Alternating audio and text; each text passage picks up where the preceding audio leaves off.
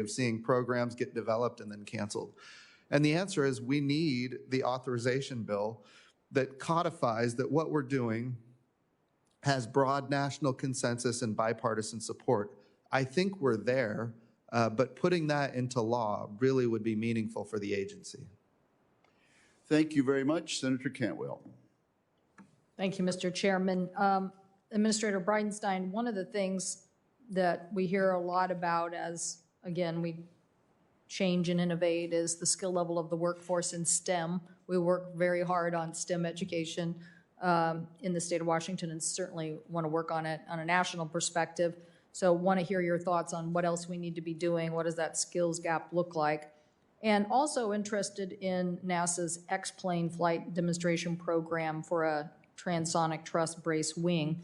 One of the things we're very interested obviously in is composites and continuing to the development of composite manufacturing. So want to understand what you think we should be doing on that kind of technology for the future as well. Yes, very, very good questions. And I'll tell you, the transonic truss-braced wing has me very excited about the future of aviation. When we think about the value of NASA to the United States of America, a lot of people, they think about space and the moon and Mars and robotic exploration of the solar system. But the aeronautics piece is probably the most impact to the American economy because this is a major export for the country. And we've been leading here for so many generations. Of course, we had the challenge with the MAX 8. We've had the challenge now with COVID. And when we think about aeronautics, it's kind of, right now it's being stressed significantly. But I think we have to, as a nation, take this opportunity and lead. And when I say lead, that transonic truss-braced wing is a key to that leadership. We're talking about increasing what we call the aspect ratio of a wing, making it longer and thinner. The big thing that does is it reduces what we call induced drag, which is the drag you get from the lift created by the aircraft. Basically, it spreads out the amount of downward thrust that you get from the wing. It does increase what we call parasitic drag from the wing, but that parasitic drag is less than the induced drag. And so overall, you get a much more efficient aircraft. It drives down the amount of fuel that you have to use. It drives down the amount of carbon emissions. It drives down the cost to the airlines. The challenge with that high aspect ratio wing, the challenge with that is that it becomes really long and thin, and so it doesn't have the structure necessary to hold up, a large body aircraft. So I'm a huge proponent of that. We've been advocating, for that inside not just the agency, but inside the administration in general, and we're getting some traction on it. And any support that you can provide would be fantastic. Let's see what your first. Just STEM. Well, STEM and so in this case, this is a composite issue, right? And so we need more composite R&D and more understanding of then on the composite manufacturing side. Yes. So this is again very important on when it comes to STEM. We need that next generation workforce, and so we've got to be inspiring people at a young age. I think the best thing NASA can do for encouraging people to go into STEM is inspire them and do these stunning missions like landing the first woman on the moon and those kind of activities. We're also very involved at the mission directorate level in funding programs like FIRST Robotics, which is a capability that gets high school kids and even younger involved in robotics. So we do those things, direct impact to NASA missions. If you look at robotics on Mars and robotics throughout the solar system with satellites and orbiters of other planets. So I think there's a lot that NASA does, and we need to continue to do for STEM. Yeah, I don't know what it is about material science, but we have been able to attract more women. Structural engineering may not have been something that immediately appealed to them, but certainly we attracted them into aviation. But we're having more success on the material science side, and I don't know if that's a marriage of chemical engineering and other things, but I think we should figure out how to put this challenge to, as you said, the youngest Americans as they're thinking about these issues. And I don't know why this isn't, a marriage of ideas, given that you're talking about, again, fuel efficiency, American jobs, leadership, all of these things that would come from this. Right. This is, it is as exciting as the other missions too. So thank you. Yes, ma'am. Administrator Bridenstine, the ranking member mentioned space debris. So let's drill down on that just a little bit. Is the frequency of avoidance maneuvers increasing? Just a few days ago, NASA maneuvered the International Space Station to avoid a piece of unknown space debris. This happened now 3 times this year. So is that increasing? Yes, sir. It is. Now, I will tell you, so this year we've maneuvered the space station 3 times in order to avoid orbital debris. That has not happened since 2015. And now in this year, we've done it 3 times. So is that just a coincidence? I don't think that this is a coincidence. I will also say in the last 2 weeks, or maybe 3 weeks at this point, we have had 3 potential conjunctions that made us very nervous, apart from, and that's in the last 2 or 3 weeks, apart from the maneuver that we actually had to make. So Close calls. yes, sir. Yes, sir. We knew about them, but it was far enough away that you didn't have to maneuver. Yes, sir. So we monitored them very closely, and we made a determination that it didn't require a maneuver. What is the source of this debris? So there's a lot of reasons for it. There's a lot of commercial activity in space right now, which we fully support. We've got to be able to use space for all of its benefits for humanity. And a lot of that commercial activity is launching, low Earth orbit remote sensing satellites, low Earth orbit communication satellites. Low Earth orbit is tremendously valuable for communications because it's low latency. And so the types of signals that you can use and the standards that you use are more like a cell phone technology. Whereas when you think about geostationary orbit, which is very far from Earth, you have to use different protocols. So low Earth orbit is where all of these constellations want to be. The challenge is we don't have, as a nation or even as a world, a robust architecture for how we're going to integrate all of these capabilities into this small space. And it's becoming more and more of a problem. The president signed. It's not a small space, but it's a finite. It is. It is. And the challenge is the probabilities of impact are measured based on the amount of data that we receive. The probabilities of impact are measured in 1 in 1,000 chances, 1 in 5,000 chances, 1 in 10,000 chances. And for us as an agency with the International Space Station, which is a $100 billion investment, we take those probabilities and we say, okay, we need to maneuver. But okay, are these functioning objects or are they junk? Both. When I hear debris, I think of something left over from something in the past. Yes, sir. So this object that we had to maneuver for just a few days ago is unidentified. We don't know what it is. We don't know where it came from. It is not something that is operated by anyone. It's junk. It is literally junk in space. Now, there are also satellites that have become debris because they just came to the end of their useful lives, and they don't deorbit themselves. They will over a number of years, but they're still there now. And then we also have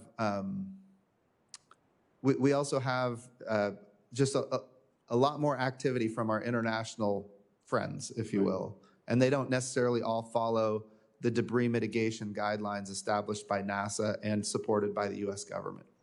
So there's no international protocol yet on space debris. What we have is international guidelines that NASA creates, the U.S. government adopts, and then those get adopted, at the UN and other places. The question is, what are we doing to make sure that people adhere to those guidelines? Anybody can say they follow them, but the question is, how do you follow up and make sure that they actually are? And how do you prove that they're not if they're not? So there are guidelines that have been developed by the United States and have been adopted by the United Nations. Yes, and in Do fact, individual countries then need to sign on? Is that ideal? well, yes, I mean, it's better that they sign on than not sign on. But a lot of countries sign on and then they don't fully adhere to those principles. Okay, well, just one other thing, and then I'll recognize Senator Gardner, who's in the queue. The Department of Commerce intends to, or has taken over the Space Situational Awareness Mission for civil and commercial entities. Do you support that, and how would authorizing the Office of Space Commerce to take over this function from DoD be helpful? A couple of things. Right now, you have the Department of Defense that is responsible for fighting and winning wars in space now with the Space Force and U.S. Space Command. The challenge is we are having them at the Combined Space Operations Center. We're having them operate as though they are the FAA for space. So they're doing conjunction analysis and warning for all of the commercial activities in space. They're doing it for all of the international activities in space. And all of those international and commercial folks that are using that facility, that capability, they're not paying for it. So we're providing basically global space situational awareness and space traffic management to the world for free. In order to relieve them of that duty, we need to have, this is just, think about the 1950s. You know, we had the Department of Defense responsible for air traffic control throughout the nation. Now, it wasn't as crowded back then, but there came a time in 1958 when President Eisenhower said, you know, we're done with this because there were too many mid-air collisions. He said, we're done with this. We need a civilian agency that can do this activity. We are now there for space right now. So we need to take the unclassified data from the Combined Space Operations Center. We need to flow that to the Department of Commerce, and we need to combine that data with commercial data. It's all about data. It's about quantity and quality of data. We need to take that data, combine it with commercial and international data to create a single integrated space picture that can be shared with the world. And by the way, the world needs to support us in that effort. So if we're doing space situational awareness and space traffic management, the rest of the world is not, that creates a big problem. Is there broad consensus within the administration for this move? Yes, sir, 100%. And it's being done administratively, I understand. Well, when you say administratively, right now, these activities are being done by the Department of Defense. The challenge right now is the Department of Commerce, under an executive order, basically a Space Policy Directive 3 from the President, the Department of Commerce should be picking up these missions. But they don't have the authorities provided by Congress at this point, nor do they have the appropriations provided by Congress. And so we're kind of in limbo right now. But so you need the appropriators to address this issue, and hopefully late in the year or early next year, and this needs to be a provision in the next authorization bill. Is that correct? I would be very supportive of that. Thank you very much. Senator Gardner. Thank you, Mr. Chairman, and thank you, Administrator Bridenstine, for your service and all the work that you do for NASA and our aerospace companies in Colorado and beyond. It's imperative that we preserve America's leadership and innovation in science, particularly in space. We certainly know our adversaries are working very diligently to undermine our leadership, and our space programs obviously continue to be the envy of the world. And nations like China and others are trying to steal our ingenuity and displace U.S. leadership. Mr. Chairman, I'd like to enter into the record a CNBC Global CFO Council article dated March 1st, 2019, entitled, "1 in 5 corporations say China has stolen their IP within the last year." I would also like to enter a May 12th, 2020 Space News article entitled Space Force Vice Commander. China can't be allowed to buy bankrupt U.S. space companies, which highlights concerns raised by Lieutenant General David Thompson regarding how Chinese interests may seek to invest in companies being squeezed by the COVID-19 pandemic.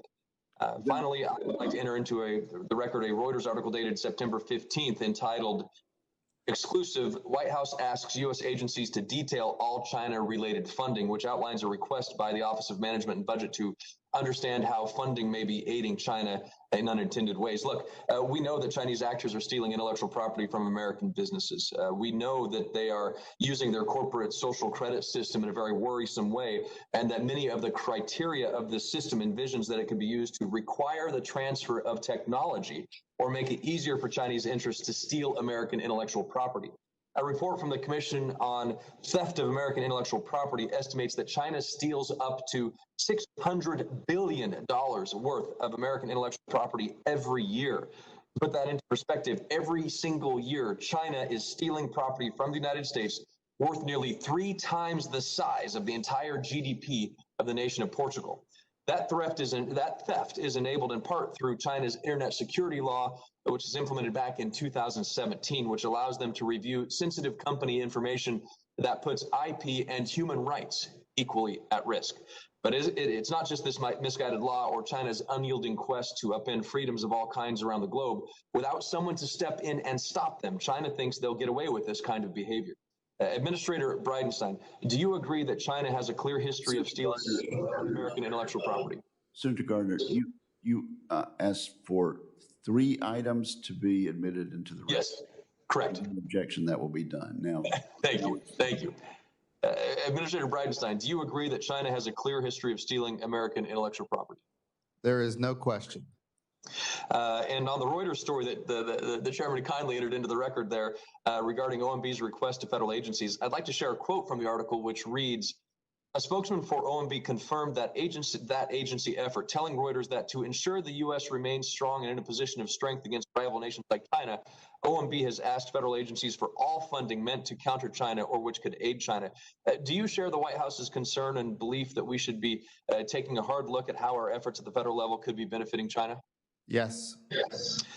Do you agree we should be concerned with potential Chinese interests seeking to invest in U.S. companies and what that could mean to our economic and national security?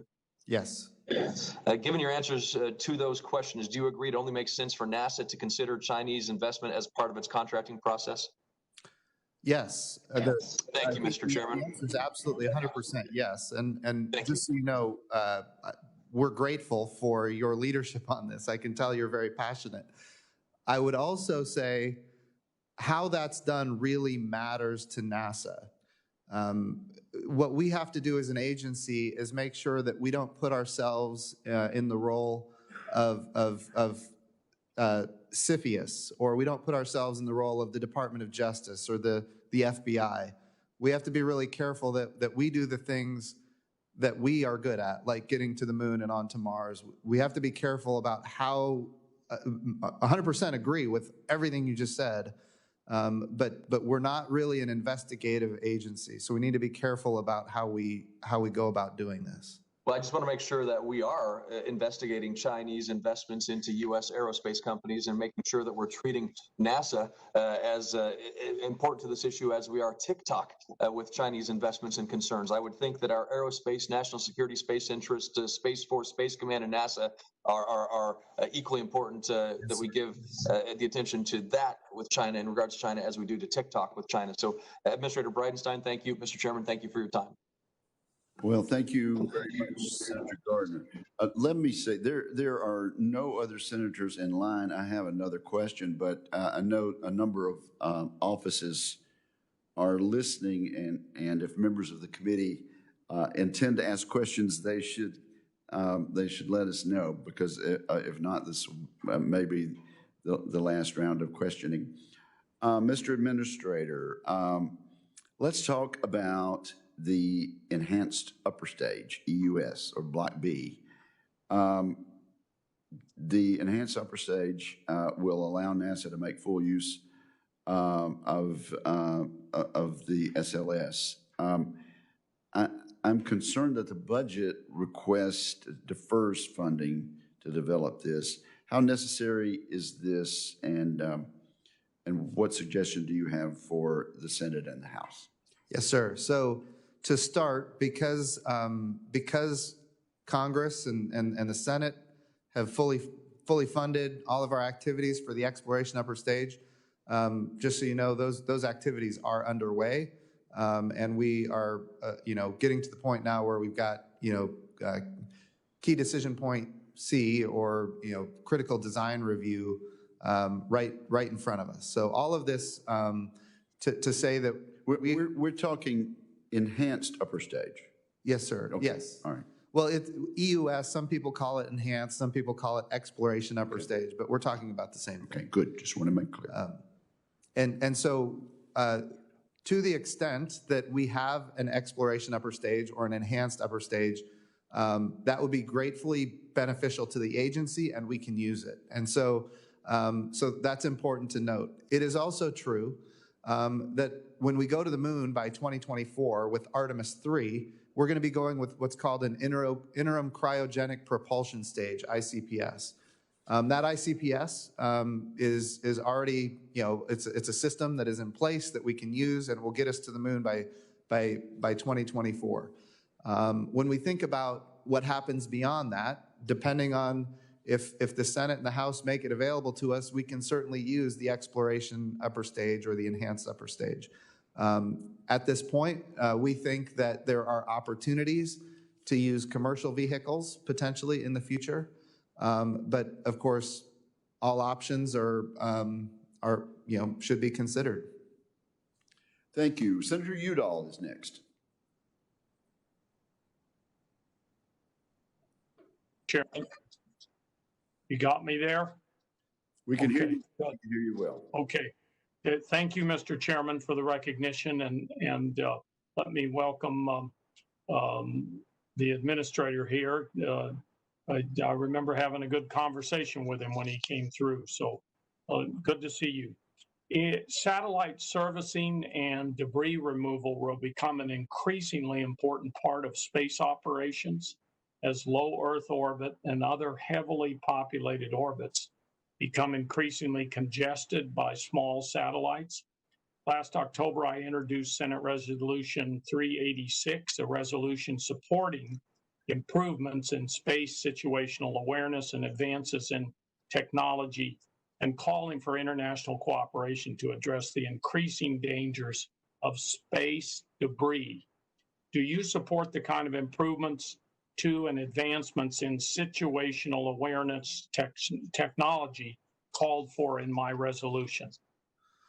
Yes, sir. Without question, the challenge that we have as an agency, not as an agency, but as a federal government, is data. And so we need the ability to get as much information on the debris that is in low Earth orbit as possible to keep our mission safe. Yes, sir. We need new, more, and better technology and data. Appreciate that answer. How important is it to ensure international cooperation on this issue and implement the 21 guidelines for space sustainability agreed to by the United Nations Committee on Peaceful Uses of Outer Space? So without international support, we end up, not getting the results that we're going to need. So without question, the United States of America is the preeminent space nation, but others are very rapidly developing and deploying space assets and creating debris that needs to be dealt with. So I'm very supportive of international agreements that mitigate the debris, and of course international agreements that enable us to see and respond to the debris as well. Thank you for that answer. New Mexico's space industry is growing rapidly. Companies such as Virgin Galactic, Spin Launch, and Up Aerospace call New Mexico home. And I'm glad to hear that NASA is beginning to partner with some of these commercial spaceflight companies as well as others. Besides using these commercial space entities to eventually take individuals to the International Space Station, and conduct other training for NASA personnel. Is this an opportunity for NASA to increase other experiments and tests conducted from places like Spaceport America in New Mexico? And if so, what sort of experiments and testing would NASA conduct? Yes, sir. We do these activities through what we call the Flight Opportunities Program, which is resident in the Space Technology Mission Directorate at NASA. That Flight Opportunities Program has already conducted, I think it's over 700 different experiments and technology demonstrations using commercial suborbital vehicles.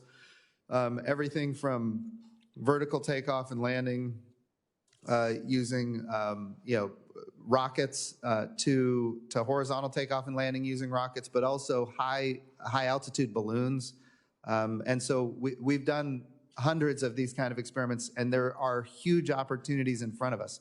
So the value is, if you're trying to get access to microgravity, there's really only a couple of ways to do it. One is, a drop tower. You drop something, from the top of a building, and you've got a second or two of microgravity.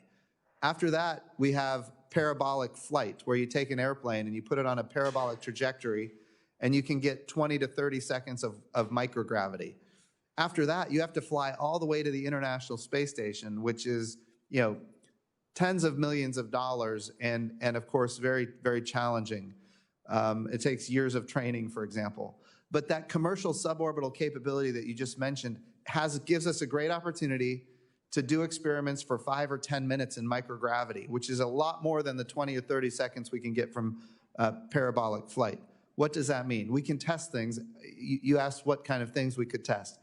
Well, right now we've been using it to prove that we can do 3D printing in microgravity, which is very difficult, but it can be done, and we're proving that we can create the technologies capable of doing that. 3D printing is hugely valuable when you do space flight, because you want to take as few things as possible, but be able to make things in space.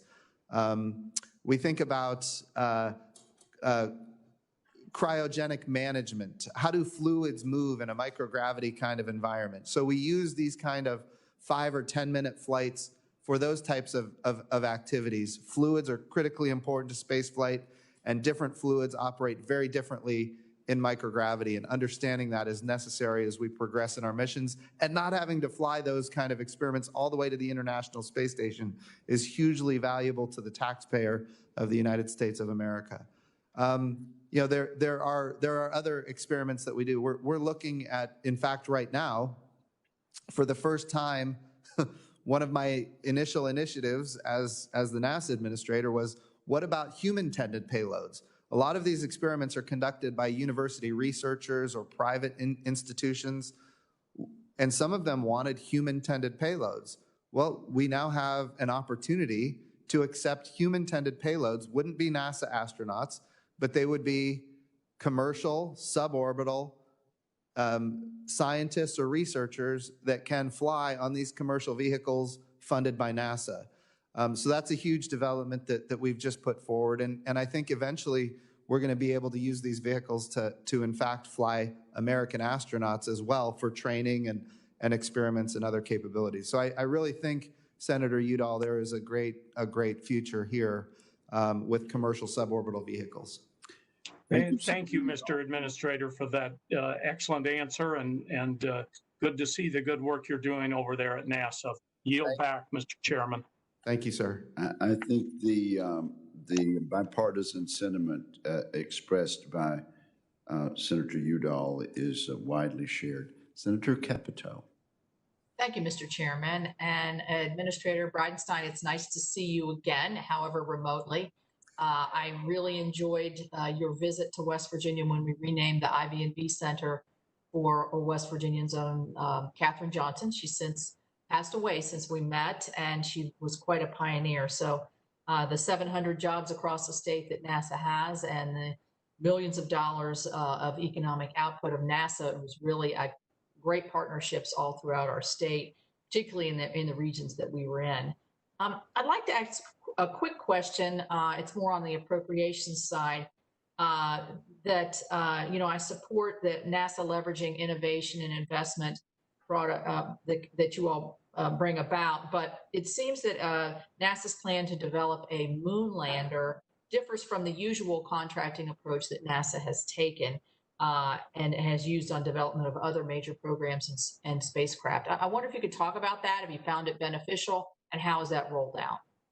Yes, ma'am. It's a critically important question. When we think about the successes that we have had with the Commercial Crew Program, for example, which we just saw, we launched our American astronauts on a commercial vehicle, which was fantastic.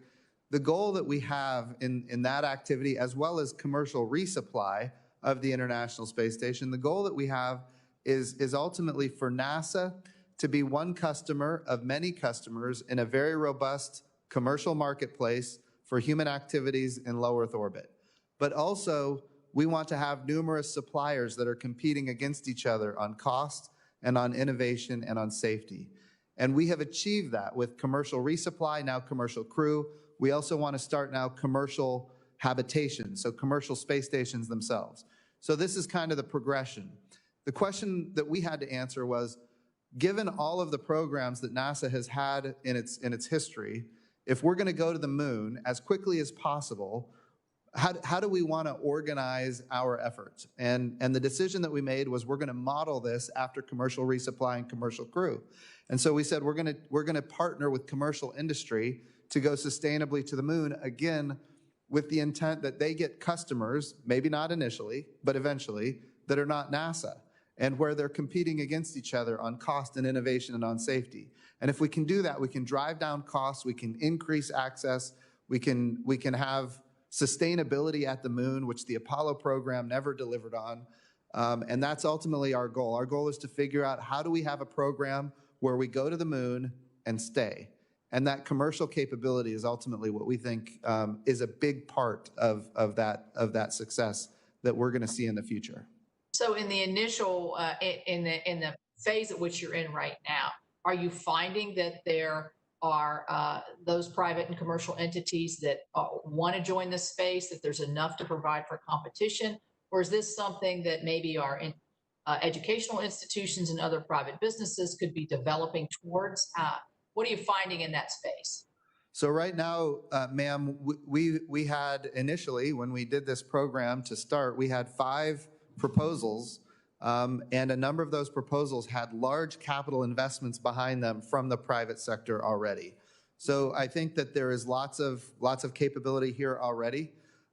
We have selected 3 of those 5 proposals, and of course we're grateful for the funding that we got from the House and the Senate for what we call the base period.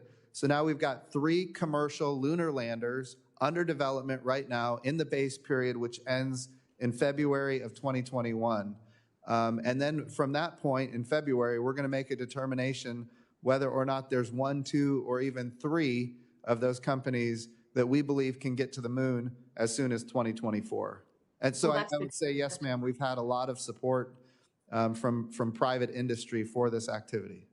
Good, good. I introduced with Senator Sinema the 21st Century Space Grant Modernization Act, which is included in the reauthorization that we passed. And I think you and I have talked about how the space grant program really benefits people all across this country. Have you had any stops and starts during the COVID era with this? Are you still processing the proposals in a timely fashion? And what's the status of that program? So as of right now, ma'am, we're okay, but it's going to be more challenging as time goes on for sure. So we provide grants to universities for them to deliver on specific tasking. And of course, universities are having challenges delivering on that tasking, the same as NASA.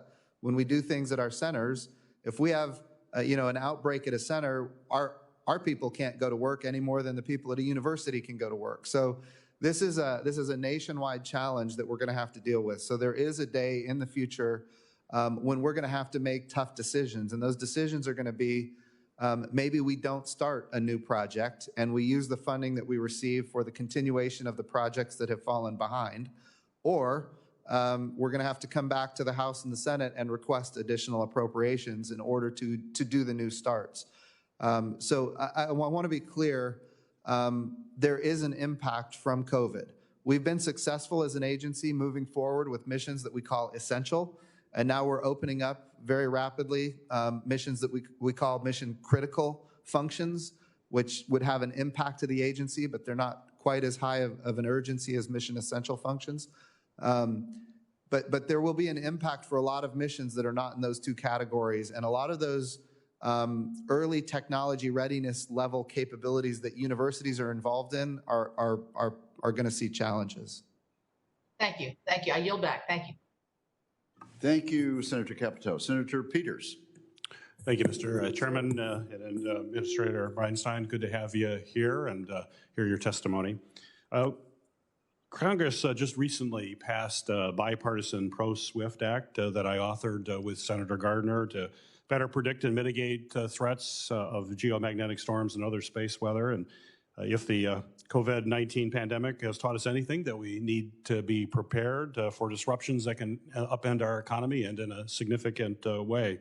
And Administrator, I know that you were the author of a similar bill when you were serving in the House, so I know you can talk quite a bit about this topic. And just like to get your sense of your concern about impacts of space weather and what they can have on everyday lives and the significant threat that they pose, and why this legislation is important, why you authored it in the House, and now that it's passed into law, what can we expect? Yes, sir. Senator Peters, you and Senator Gardner should be absolutely commended for leading on this issue. I was happy to support it in the House when I was there, but certainly without your leadership, it would not have happened. And working on it for all of these years from 2015, finally getting it done, I know that wasn't easy. But this is going to have huge impacts for America's human spaceflight capability. We think about the Artemis program and going to the moon. We're building a space station called Gateway. It's a small space station around the moon in order to enable the reusability of human landers. But we think about Buzz Aldrin and Neil Armstrong on the surface of the moon in 1969. Had they been there longer than they were, they would have been hit with a solar flare from the sun. And that would have damaged them, and in fact could have very well ended their lives early. But we didn't know that back then. Now we do know that. So understanding the sun, the solar winds, solar radiation, we think about coronal mass ejections and solar flares. These are things that we have to understand very well if we're going to have a sustainable presence beyond the Van Allen radiation belts. And that's our goal. We want to explore space. And this bill is going to go a long ways to enabling us to have the early warning that we need and to be able to do the research necessary to even predict, to warn people based on the prediction, not just the detection of those kind of activities. As the ranking member of the Armed Services Emerging Threats Subcommittee, I was pleased to see in the Memorandum of Understanding announced last week that General Raymond and the Space Force that had highlighted the importance of completing the survey of near-Earth objects. These hazardous objects impact the Earth, as you know, and pose a threat to our safety, security, and to our military. The NASA Reauthorization Act of 2019 includes an amendment that I authored to direct the Secretary of Defense to support NASA's work in the area. And the importance of this was highlighted with the discovery of Comet Neowise earlier this year, which was previously unknown and likely came from some other star system. Can you talk briefly about the importance of completing the survey of hazardous objects, something that Americans consistently list as a top priority for NASA, and how the Department of Defense can help, particularly with respect to the deployment of a new space-based telescope to better track these threats? Yes, sir. Again, critically important to the nation and the world, in fact.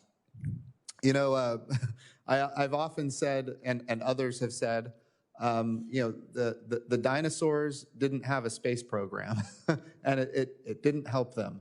So we think back to 2013 was my first year in the House of Representatives, and we saw the Chelyabinsk incident where we had this asteroid come in and explode over Russia, and while it didn't kill anybody that we know of, it resulted in over 1,000 people going to the hospital and broken windows and damaged buildings.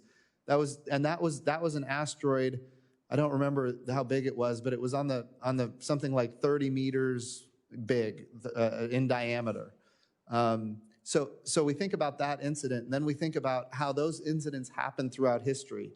There have been other incidents. So in the early 1900s, there was an incident that took out like 800 square miles in Russia, for example. So yes, we need to be able to detect these objects. We need to make sure that we do have a near-Earth object surveillance mission, partnering with the United States Space Force. We're doing that already with the Space Surveillance Telescope down in Australia. NASA partnered with at the time it was Air Force Space Command, to put our own algorithms into their mission. Their mission, of course, is to detect nefarious activities in space. Our mission is to look for bolides in space, but we put our algorithms into their space telescope. It's now in Australia, delivering great work for the Air Force or Space Force now, and we, as an agency, get to detect bolides. So that's a great partnership, and extending that partnership into new domains we would be very supportive of that. Great. Thank you for your testimony. I appreciate it. Yes, sir. Thank you. Thank you, Senator Peters. Senator Thune. Thank you, Mr. Chairman. Minister Bridenstine, welcome Sir. to the committee. Did you make your annual trek to South Dakota? I have not. COVID might have gotten in the way of that one, but there will be another day. Good. Well, you're a little busy, and we appreciate that.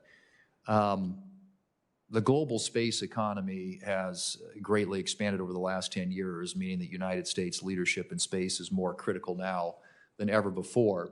And I think, as you know, we have lots of discussions around here about allocation of tax dollars, how to get the best return, whether or not investments in some areas make sense. So could you describe how the American taxpayer stands to benefit from continued investment in NASA missions and programs, and what this investment means for job growth, technological advancement, and economic prosperity in the United States? Yes, sir. So I'll just start with maybe a little history here. When we think about the Apollo program, a lot of people didn't really know what was going to materialize from the Apollo program. But right now we're having a hearing, and these cameras are on, and people are watching all over the country using DirecTV or Dish Network or internet broadband from space. They might be listening to it on the radio with XM radio. So these are communication capabilities born from this little agency called NASA, all tied to that early NASA era. We think about how we navigate with GPS and how that has fundamentally transformed the American economy. We think about precision agriculture, critically important to South Dakota, for example. We're using space assets right now in order to sense the Earth in every part of the electromagnetic spectrum and make determinations as to how can we increase crop yields while reducing water usage by as much as 25%. And so that's going to feed more of the world than ever before. So it's how we produce food, how we produce energy cleanly, so that pipelines, we can detect leaks early, shut those leaks down for greenhouse gases, so that energy companies don't get fined by the EPA, for example. So NASA is playing a role there. The way we do disaster relief is dependent on a lot of these technologies that NASA has developed. We don't do disaster relief, but we have developed these technologies that have now been commercialized that the government benefits from. We think about how we predict weather, how we understand climate and how it's changing. And of course, national security and defense, so many capabilities that NASA initiated have been utilized by the Department of Defense, and vice versa. If you go back in time, it was intercontinental ballistic missiles that first launched, for example, Alan Shepard to space. So I think these technology development programs have demonstrated that we really don't know at the end of the day where all of it goes, but we know this: the return on investment is huge. Now, those are things that really can't measure. But I hear a lot as the NASA administrator, I hear about Tang and Velcro, for example, because of the Apollo program and how those were, I guess, very nostalgic kind of capabilities that were promoted in the Apollo era.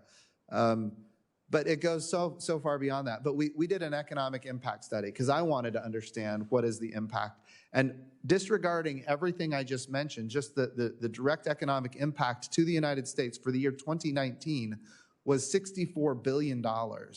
And it was 312,000 jobs in the United States of America, directly impacted from NASA investments and capabilities. So all of that, I think, is tremendously valuable. And I think if you want to get a very specific return on investment, it's hard to measure that. Just, we've been working remotely, and I use this little camera that's in my cell phone. That camera was developed for a Mars mission in the 1990s, and then it was licensed by Nokia, for example, and put into a phone. And all of a sudden, now everybody on the globe has these cell phones with cameras in them that are used to communicate all over the world. And of course, that's been proven to be very valuable during the COVID era especially. So I think the return that we get from NASA is overwhelming and well worth. Sir, I think maybe sometimes it's missed by the public that we as an agency get about 1/3 of 1% of the federal budget, like less than half of 1% of the federal budget. And the return on that has been just astonishing. Yeah, indeed, and that's a long and a very good list, and one that probably, I'm guessing a lot of us sometimes don't appreciate just how much impact that's had. Very quickly, could you share any updates on the development of optical communications technologies at NASA and the potential of these innovations to improve the NASA missions in low Earth orbit and beyond? Yes, sir. So optical communications, basically you get a very high frequency, which means you can pack a lot more data. So you get very high data rates. And optical communications are not, the spectrum is very narrow, and so you're able to prevent jamming in ways that you can't do with radio communications, and you can actually communicate from a lot further away with larger data rates. So it focuses the energy specifically where you want the energy to go. For example, when we communicate from Mars with a high aperture antenna, it's hitting the entire Earth, and a lot of the signal isn't hitting the Earth at all, which is just wasted energy. But if you can put it into optical communications and narrowly focus it, you can target not just the Earth, but you can target a very specific point on the Earth. Maybe an area the size of the state of South Dakota, for example. So optical communications have tremendously valuable impacts. Right now, we're partnering with the Space Force to do a laser communication technology demonstrator that they're going to fly on our behalf. And we're going to use that kind of technology to communicate the great data and information that we get in future missions to Mars or other places in the solar system. Thank you. Thanks, Mr. Chairman. Yes, Thank sir. you, Senator Thune. Senator Sinema. Well, thank you, Mr. Chairman, and thank you to our administrator for testifying today. NASA partners with universities, and those partnerships provide significant benefits both to NASA and to the universities. All three Arizona public universities, the University of Arizona, Arizona State University, and Northern Arizona University, provide students with hands-on STEM education and research opportunities thanks to the Space Grant Program and other NASA partnerships. For example, the University of Arizona is a leader on the OSIRIS-REx mission, which will bring the first asteroid sample to Earth. And at ASU, the Psyche mission marks the first time a university has led a deep space NASA mission. Once the spacecraft launches in 2023 and arrives at the asteroid in 2030, the Psyche ASU team will be the first scientists to study an asteroid, which is remarkably similar to a planetary core. In the past, Administrator, you've testified to this committee that university-led missions are more likely to be on schedule and under budget. I appreciate your continued support for these valuable NASA university partnerships. But just last week, I learned of some potential changes to the near-Earth object surveillance mission at the University of Arizona, and that raises some important questions. As you know, in 2005, Congress required NASA to discover 90% of near-Earth objects 140 meters and larger by 2020. The University of Arizona's Dr. Amy Mainzer has been a leader on this issue for years and has led the precursor projects in this area. 3 months ago, NASA approved an organizational plan that put Dr. Mainzer in the role of survey director for the surveillance mission. But last week, without any consultation, NASA decided to remove her from the survey director role and transfer the mission leadership to NASA's Jet Propulsion Laboratory Center. Could you explain this decision to transfer the mission leadership? Yes. So thank you for the question, Senator Sinema. And I will say that I have been briefed on this. I can tell you that we are 100% committed to the NEO surveillance mission. And I can also tell you that Dr. Amy Mainzer is somebody that NASA highly regards, and she's in the lead on this project, and she will be in the lead on this project, period. That's going to happen. I will also say that I think the issue here was a communication error, and I would also say that Dr. Zurbuchen. I know Dr. Zurbuchen has been working this issue. He's the head of the Science Mission Directorate at NASA. I'll tell you, he is 100% committed to this mission and making sure that we get this organizational structure right. But I think this has. I want to be really careful what I say here, but I think this issue has been resolved, and I think it has been resolved in a way that is very favorable to all parties. And just know that we want to make sure that we're getting this done right. And I will make sure that Dr. Zurbuchen is in communications with your office regularly on this issue. I appreciate that very much, Administrator. We have not heard any information since last week clarifying this change. And of course, as you can imagine, we in Arizona are very interested in ensuring that the University of Arizona and Dr. Mainzer retain this position in this very important mission in partnership with NASA. So I'll move on to my next question. Some at NASA have said that directed missions need to be led out of NASA centers and not universities. Now, we know that's not a statutory requirement, and it appears to be inconsistent with the evidence that university-led missions, such as OSIRIS-REx, have proven to be cost-effective. Can you talk a little about your position? Should directed missions be led out of a NASA center, or is university-led appropriate? I think there's a lot of opportunities to have these missions led by universities. I think the two that you highlighted are perfect examples of missions that have been very successful from universities. And these are not small missions. We're talking about OSIRIS-REx, which for the first time, we've never been able to orbit an object like OSIRIS-REx is now orbiting. It's an asteroid in deep space called Bennu. And in fact, we're going to do for the first time in American history, in October, we're going to go down and we're going to grab some material from Bennu for the first time ever and bring that back to Earth. So an asteroid return mission. And that mission, of course, is led by the University of Arizona. And then, of course, you mentioned Psyche, which is in the asteroid belt on the other side of Mars, in front of Jupiter, but a huge steel ball that is likely to be a planetary core that came apart at some point in history. We've never been able to study a planetary core before, and now we're going to be able to do it, and it's led by by Arizona State University. These two missions, I think, are perfect examples of what can happen when you have the university lead. And I know you're very well aware of this and you're a champion of it, but when a university leads, you get the scientists and the engineers that are sitting side by side and making determinations. So NASA comes in and we say, hey, here's the budget and here's the schedule. What can you do? The universities propose, and other nonprofit kind of research institutes, they propose. When NASA selects a university, you get the scientists and the engineers, and they are forced to make trades early in the process. And because of those trades, they're able to keep schedule and they're able to keep budget. So the engineer says, well, we're not going to be able to achieve this. What if we did this instead? And the scientist can say, well, that will result in our ability to collect this science instead of that science and evaluate it this way instead of that way.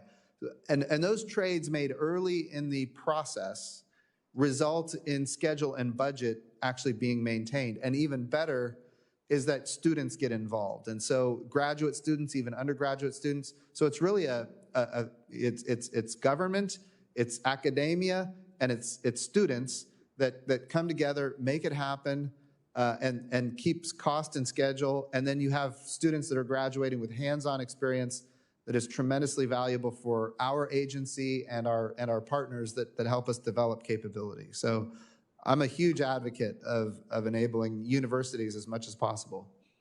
I appreciate that. Thank you, Administrator Bridenstine. And thank you, Mr. Chair. I yield back. Thank you very much, Senator Sinema. Senator Sullivan is next.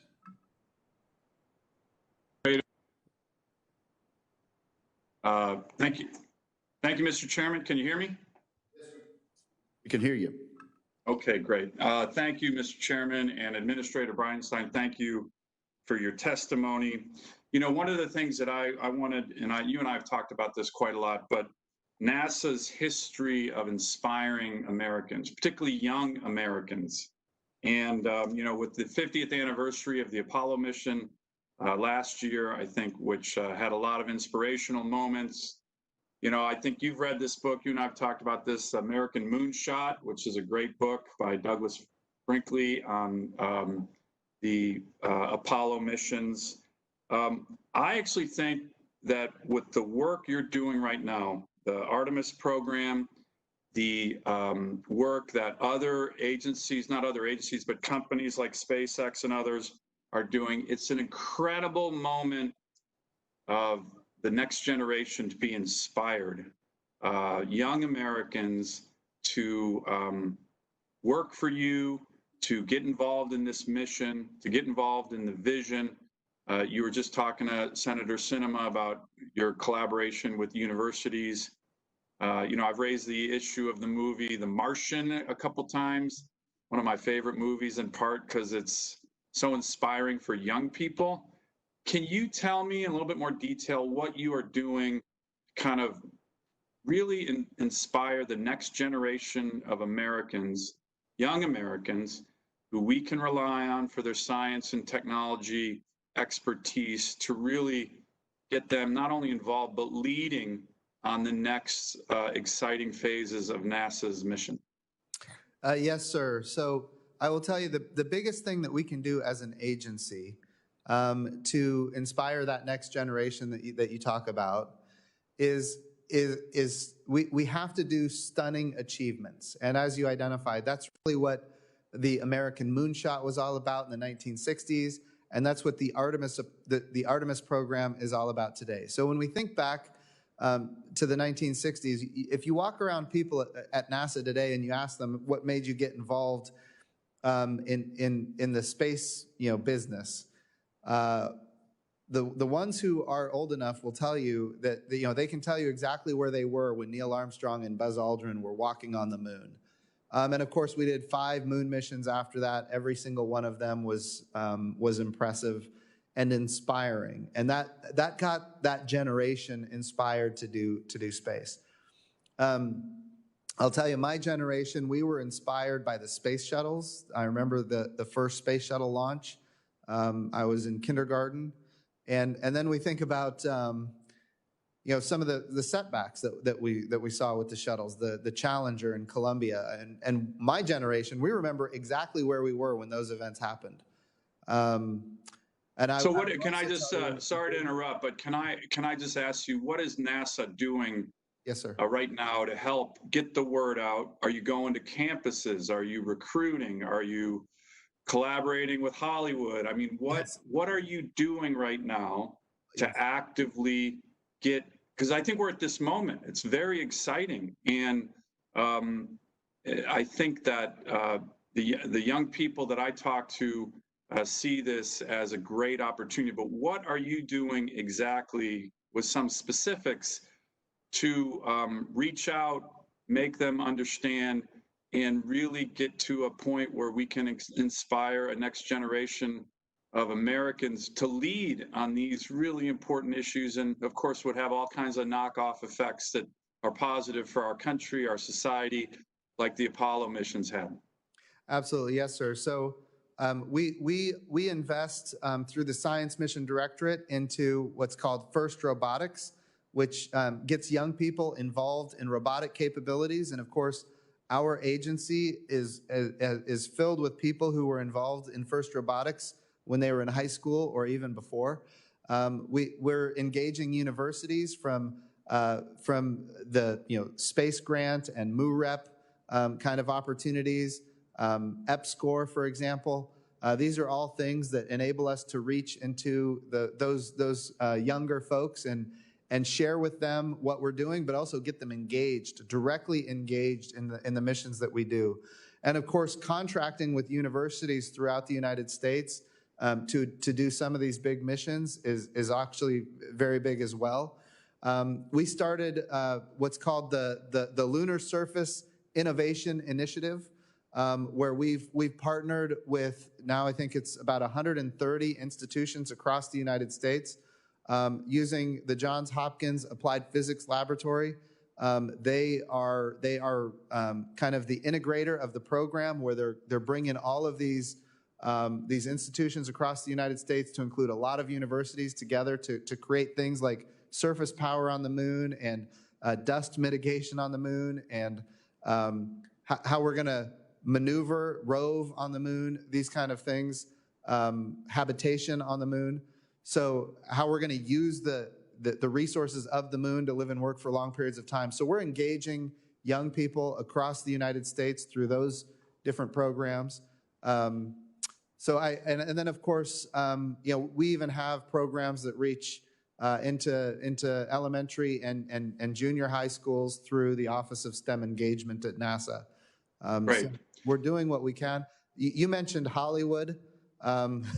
We're working. Now, I don't always mention Hollywood in these hearings, right? But I do think that there's opportunity here to really inspire. There's been some great movies that have that ability. So are you doing anything with them or other media types that can get the word out? Absolutely. So we are creating a new program called Private Astronaut Missions, and we're working every day to make sure that people who are everyday people that want to go to space and do things, that we're making space available to them. Now, those private astronaut missions are going to come with a price tag. We're not flying people to space for free, but certainly there's a lot of interest there from Hollywood and others, and so we're going to leverage all of that capability. Great. Well, thank you on that, Mr. Chairman. I appreciate it. And if there's any other issues you want the Congress to work on you with that involves this issue of inspiring the next generation of Americans with the work that you're doing, let us know. I think it's a bipartisan issue here in the Senate that a lot of us want to get behind. So thank you. Keep up the good work. Thank you, sir, and you can count on it. We will. We'll call you. Continued bipartisan enthusiasm about this subject matter. Senator Blumenthal. Thanks, Mr. Chairman, and you're absolutely right that there is bipartisan enthusiasm, and I'm pleased to be a supporter and very passionate supporter of space exploration. My recollection, perhaps reflecting my age, about the first space exploration by man was the Sputnik, which was a sign of American potential failure. And then, of course, a great recovery by this country, not without its mishaps and obstacles, but very, very inspiring in the end. And space has always inspired man. My fear is that the moment that a lot of young potential scientists and explorers may be seeing right now is their dad being laid off from an aerospace company or contracting coronavirus. On Earth here, we have a pandemic. And I'm concerned about the effects of that pandemic on our aerospace industry, about potentially losing a whole class of early career scientists and losing companies that are struggling. I see them in my state of Connecticut. And in particular, in the area of aeronautics, I note that the NASA investment in aeronautics is just 3% of the total budget. I wonder whether you think that's sufficient, given the important impact of aeronautics, not only on scientific development, but also, quite honestly, on jobs and economic progress. Connecticut is known as, at least we know ourselves as, the Aerospace Alley. We're very proud of our role in aeronautics and aerospace, and I'd like to know whether you think that that budget should be increased. So I think a lot has changed in our country, as you have said, and we think about the coronavirus pandemic, we think about the challenges with Max 8, and that has had a devastating effect on aeronautics in general. I do believe that at this point in American history, now is not the time to rest on our laurels, and I think there is room for additional support that we're going to need. This is a huge export for our country, which, as you identified, creates tons of jobs, and it offsets the trade deficit that we have around the world in a significant way. We saw when Boeing had its challenges with Max 8, it impacted the GDP by about 0.5%. I mean, that's a huge impact because of aeronautics. So I think the lesson taken from that is that if we were to make the right investments, earlier Senator Cantwell asked me about a trust-braced wing. I think that's one investment that would be tremendously valuable. But I would also say, and this might be of interest to Connecticut, we need small core engines using advanced materials, higher pressure and temperature capabilities, because what we need out of our engines are higher bypass ratios for more fuel efficiency, fewer carbon emissions. Those are investments that we're investing in this budget. But I can also say that as we go forward, when we think about years in the future, it would be there are very few investments I can think of that would have a bigger impact for the American economy than sustaining our leadership in aeronautics. So why not invest more? It's only 3% of your budget. So I think we have a good investment for this budget for where we are right now. But I think as years go by, this is going to be an area that we're going to have to consider even more. Will you commit to a larger investment, given that we are in competition with other nations as well? I can commit to you that I will work towards that end. Let me ask about a different area, the spacesuit program.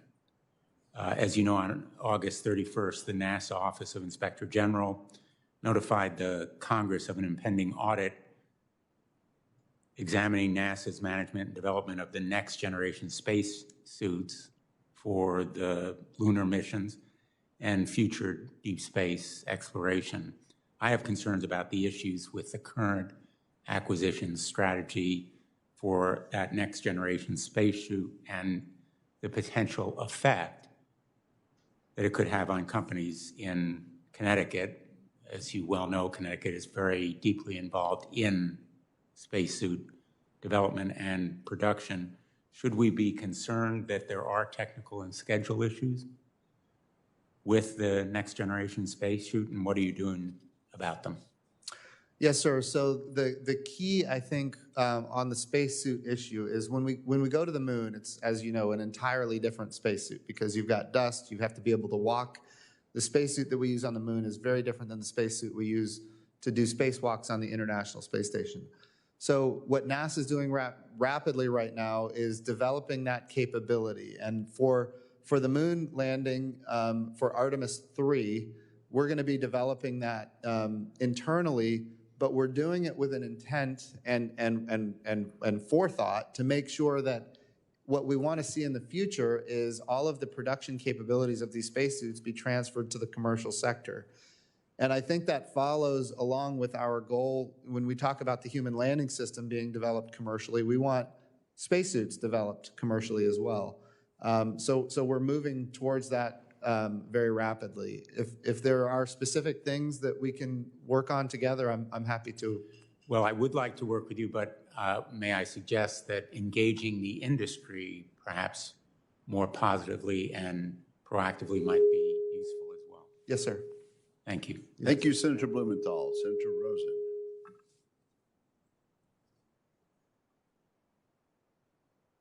Thank you. Thank you, Mr. Chairman. Thank you, Administrator Bridenstine, for your enthusiasm, your knowledge. You mentioned Tang a while ago. It brought back a lot of childhood memories for me, as my mom would put Tang on the breakfast table. That was really a big deal for us.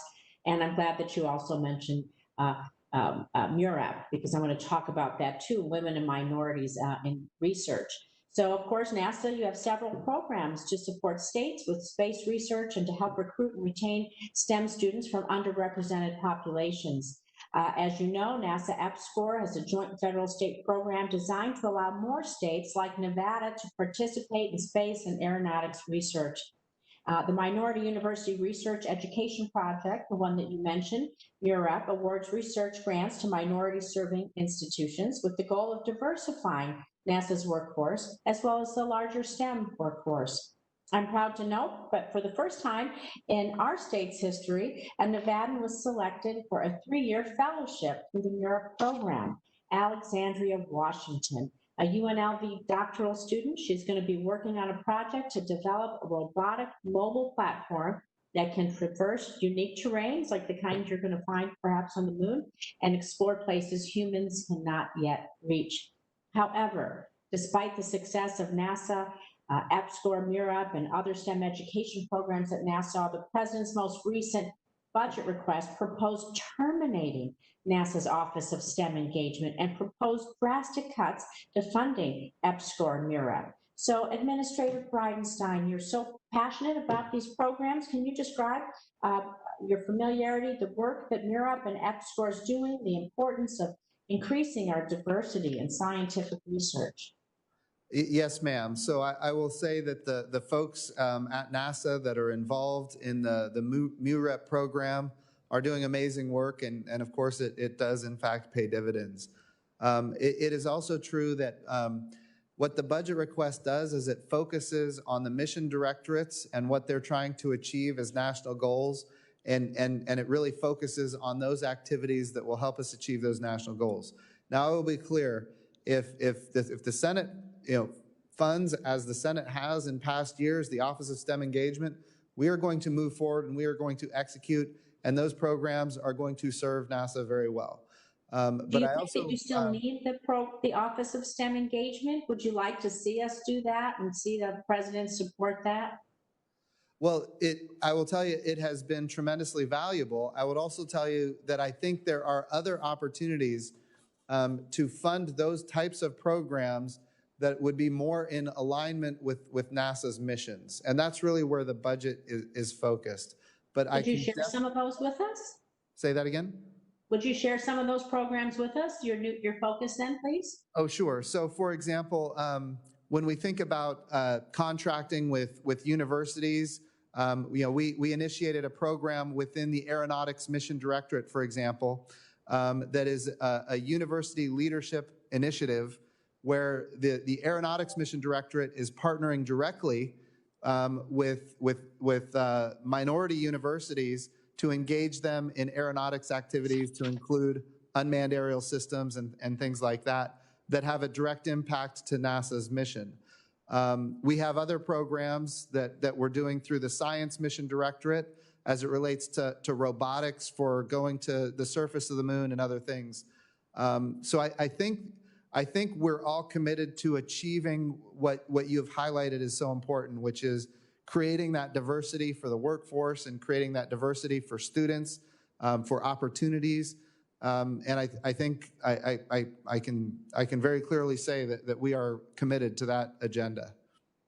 Well, I am concerned that you're trying to fold things into a one enterprise solution. And so moving forward, I'd really like to know how you plan to keep EPSCoR as a separate research enhancement program, not diluting its mission by folding it into other programs. And, speaking about our budget, and if we scale it down, how are we going to then inspire those future generations, our space ambitions, going to Mars, going to other places, if we don't invest in the next generation of NASA innovators?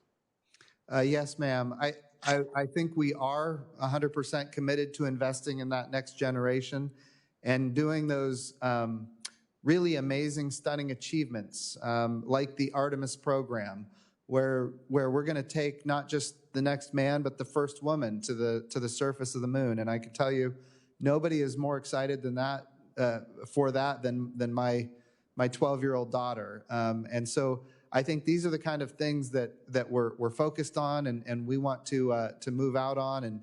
and certainly engaging all along the way, MUREPs and other institutions that encourage that next generation to get involved in the STEM fields. Thank you. I appreciate your service. I yield back. Thank you, Senator Rosen. Senator Scott. Thank you, Chairman Wicker. Thank you for hosting this, and I want to just thank Chairman Wicker for his commitment to NASA and space exploration. You've had a lot of years up here, and what I've watched over the years is you've had a significant commitment, and I know it's important to your home state. So thank you for that. As you know, NASA is pretty important to Florida, as it is to Mississippi and a few other states.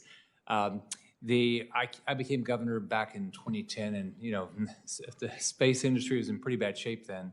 We got I think we lost over 7,000 jobs in 2009 with the Obama cuts, and when they stopped manned flight.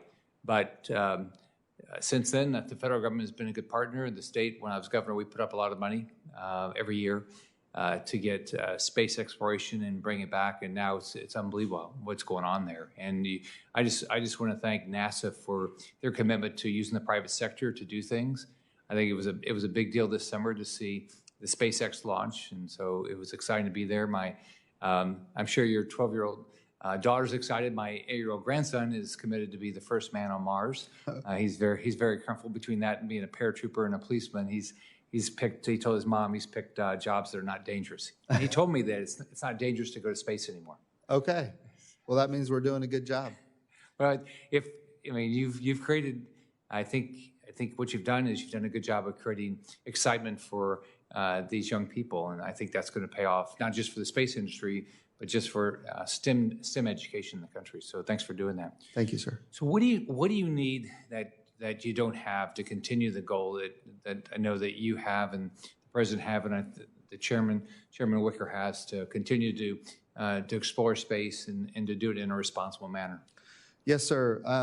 I think probably the biggest thing, and especially for the state of Florida, and I want to say the state of Florida it had benefited greatly when you were governor with the establishment of Space Florida and all of those commercial activities and your leadership on that.